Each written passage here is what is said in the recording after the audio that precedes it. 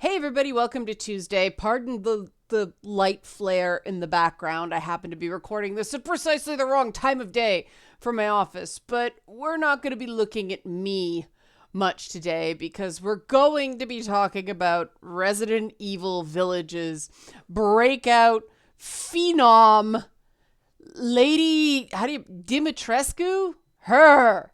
Tall lady, vampire lady, choke me mommy lady.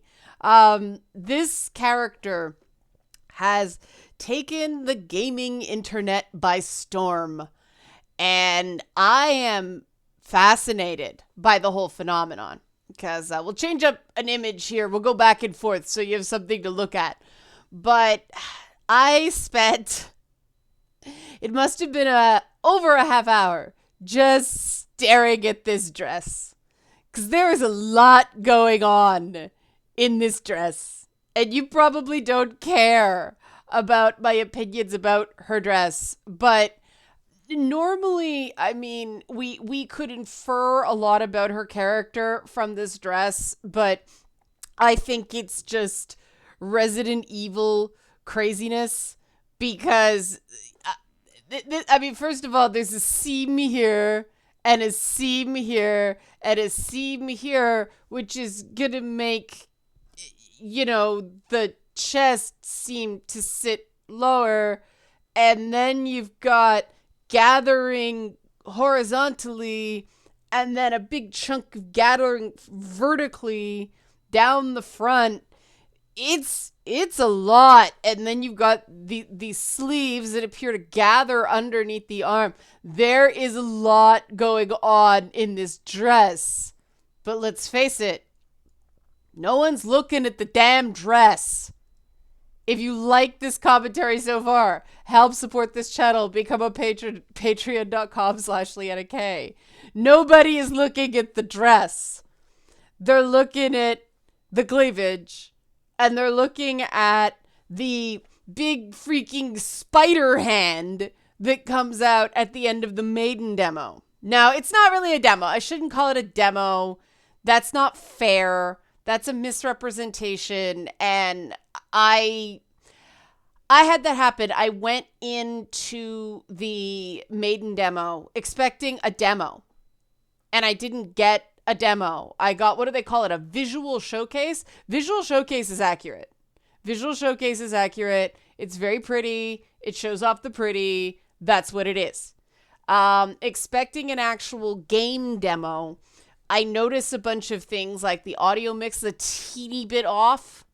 There's some audio effects I expect will be refined.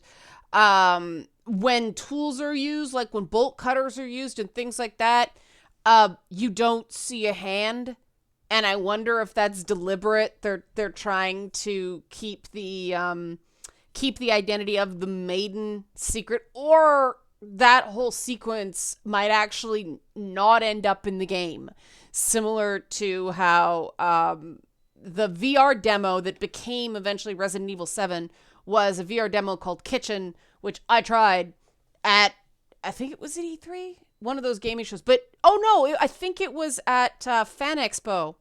But it was a terrifying demo. And, you know, that game never became a thing, but that technology went on to be Resident Evil 7. And of course, Resident Evil 8 is sort of a continuation of Resident Evil 7. Let's go back to looking at the terrifying, and this is a character that is an example of someone who, I mean, yes, she's attractive.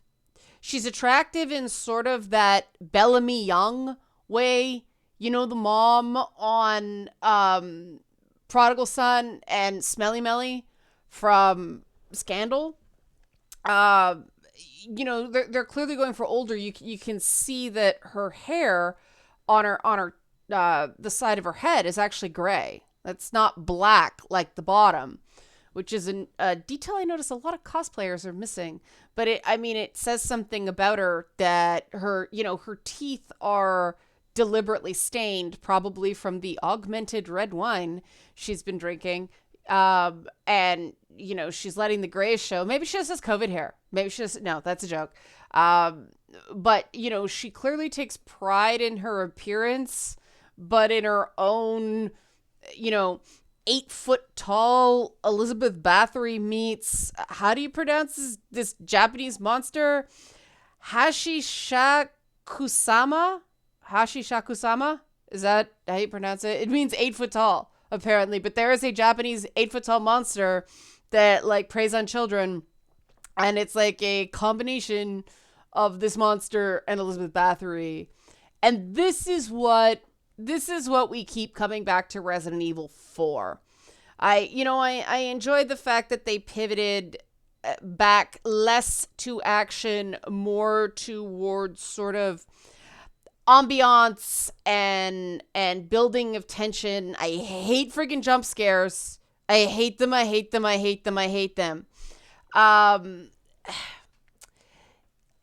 I think that this game is probably going to rise and fall on Lady Dimitrescu's performance, if you will. Because based on the demo, the visual showcase, other than the mansion being super duper pretty, there aren't a ton of innovations in the sort of survival horror formula. Even the vampire witch ladies, her little coven here, they're generic vampire witch ladies. I mean, I think they're all even voiced by the same woman who sadly passed away at 39 from colon cancer. But it's really going to rise and fall on the pizzazz of, we don't even know that she's the main villain. She's on the phone to something, mother something or something like that. I wrote it down here. I took like 4 pages of notes on Mother Miranda. So she's on the phone with somebody named Mother Miranda, and she sounds like she's deferring to an extent, kind of, sort of.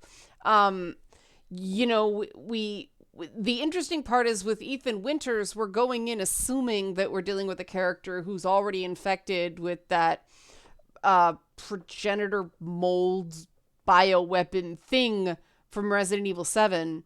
It's kind of hard to tell how this ties into that. I think it doesn't matter. The comparisons to Resident Evil 4 are all over the place. They are obvious in numerous ways. Resident Evil 4 worked because it became over the top and hilarious just as the horror tension elements were wearing thin. And like, why is there like an evil little person driving a giant statue machine coming to get me, right? That was the high point of Resident Evil 4 for me. And the whole game was campy, but after that it was just sort of military people, tack on level, don't care. The little person controlling the giant statue that was trying to smash you, that should have been where Resident Evil 4 ended. Everything after that was just a letdown. And hopefully they'll have discovered that because, again, the reaction to this villain, to Lady Dimitrescu, it says something, right? It not only says something about Resident Evil trying to keep things fresh while not changing very much at all, right? It's still the basic survival mechanics of find things and craft and evade, and you see some gunplay in the story trailer, but the fundamentals of horror games, they're not going outside that wheel to the point that every time there was a, hey, you got something sound, it was, duh, it annoyed me. And I know it's far from the first time, but the the visual leap forward on the PlayStation 5 version of this made it so it's like you have to rethink stuff when you make a leap like that. And so, I don't know, maybe they'll change that sound. It could be a placeholder sound. Because I just found it's like, why are you making a bad sound when I did a good thing?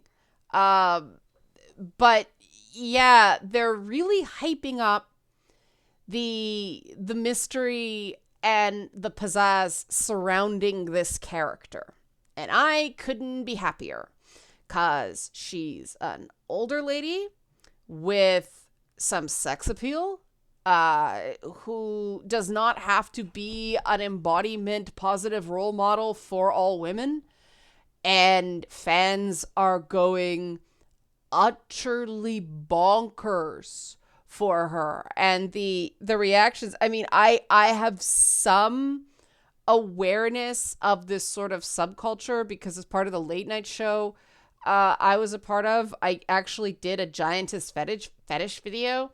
And apparently it was pretty popular, said the company I went and did it with as a part of the segment. They kept asking me to come back and do another one. I was like, I don't know what I do. I just did that for the show. This isn't something I thought of making a career out of. Like, wow. Yeah, there is a entire subset, a fairly large one, of guys who dig super tall women capable of manhandling them. And I think that, not to get too deep and too thinky about this whole thing, but I think it's just another piece of evidence that undermines the conventional narrative of, presumed male audience power fantasy. Granted, it's survival horror, yes. But the reactions to this character have not been as part of, a traditional survival horror experience. Most people just watch the videos. They just like the character, right?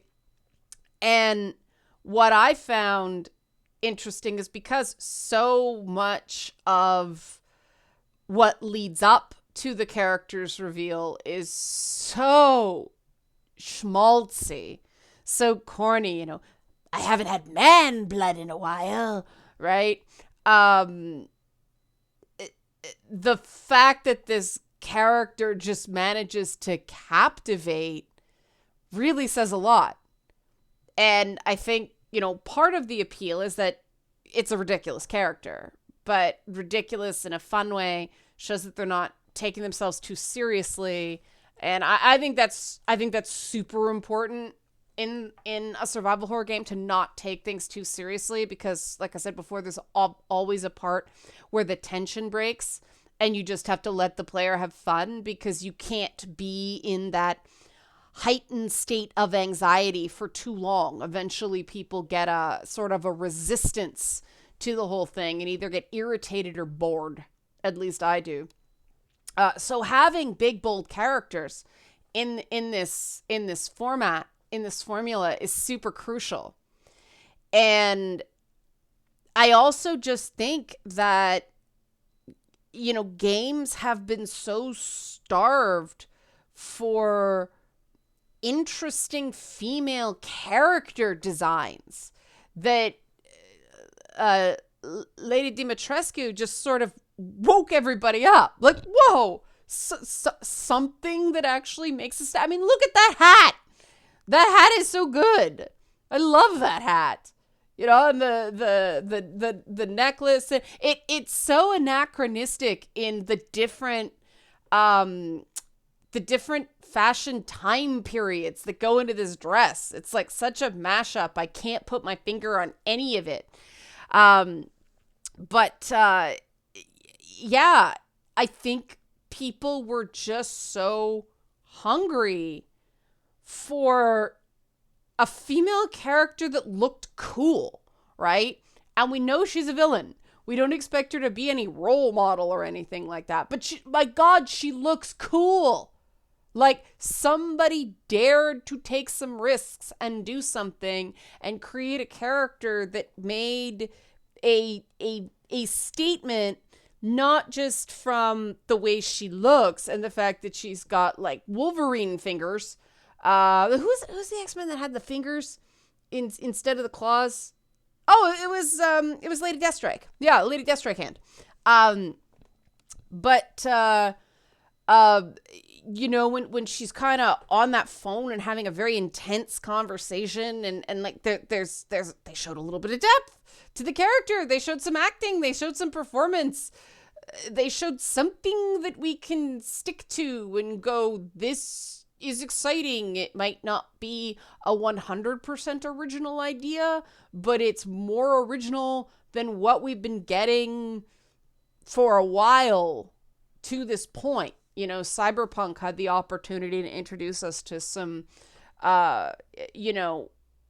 interesting female characters, but the entire game got in the way of this. So, you know, hopefully whenever it does come out, Resident Evil will, live up to the hype, kind of maintain the hype surrounding that character. They've got to be feeling the pressure right now, right? Because like most of it's locked in, but maybe they can do reshoots or something like that to punch up the character. But yeah, watching the reaction, because there's not very much content with this character. That's the other thing I'm really amazed by. Like, people are going crazy based on, little snippets of a few seconds each of content. People are just devouring everything about 8-foot-tall vampire lady. And I think it's a combination of, a legitimately cool character, but also just a gaming environment that's been a relative wasteland in terms of female characters that dared to do anything terribly interesting. And I mean, okay, there's a lot of kind of interesting looks in Resident Evil 7. I hope, this is my hope for the game. I'll probably be wrong, but they will build an enjoyable experience based on tone and setting and immersion, as opposed to overdoing the gore and jump scares to just kind of, kick our adrenal glands in the balls. I would love an atmospheric thriller game that just, it isn't being chased by Mr. X again and again and again. I can't take another experience like that. But just something that is lavish and rich, and it looks like they're really going for, the PS5 experience to be the experience. But